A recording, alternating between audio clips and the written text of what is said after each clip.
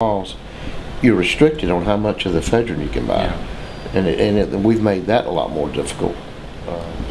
You know, you can't restrict how much camping fuel a store sells, or how much, you know, how many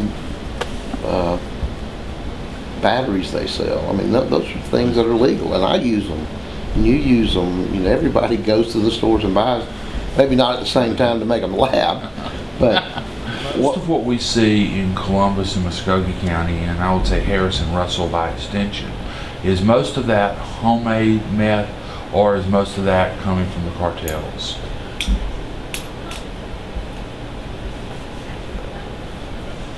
I would still say that the majority of the meth is coming from clandestine labs.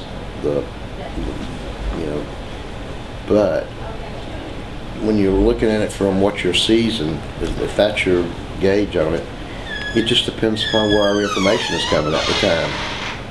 You know, and that's how you work it up. If I've got information that this guy over here is selling a lot of ice, which is not normally made in a clandestine lab, that's something that we're seeing that is backed by cartels, then, you know, we go make a bunch of those busts, then it looks like we're getting a lot of imported meth.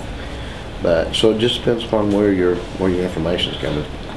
So most of the statistics I read says that the majority of the meth being used is from clandestine labs. The bathtub lab is what I like to call it. That's what they used to do. Have you actually seen one in a bathtub? Sure.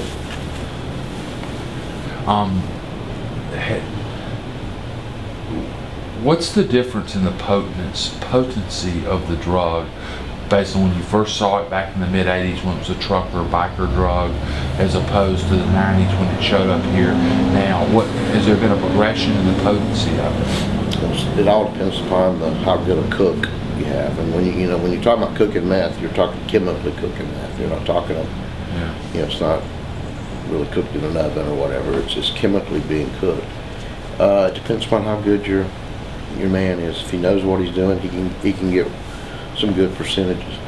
The old meth, they said under ideal conditions you get 70% is what your purity would be. You know, I've heard of some of the meth coming out in the 90s. What does meth in the 90s do to you? It's just more potent. I mean, it's just like cocaine. Usually it can cause the user a lot more trouble, especially health-wise. Obviously, the more potent it is, the more dangerous it can be. It depends upon how they're using it. Early on, meth was labeled as a white drug. Has that changed over the years? Yeah.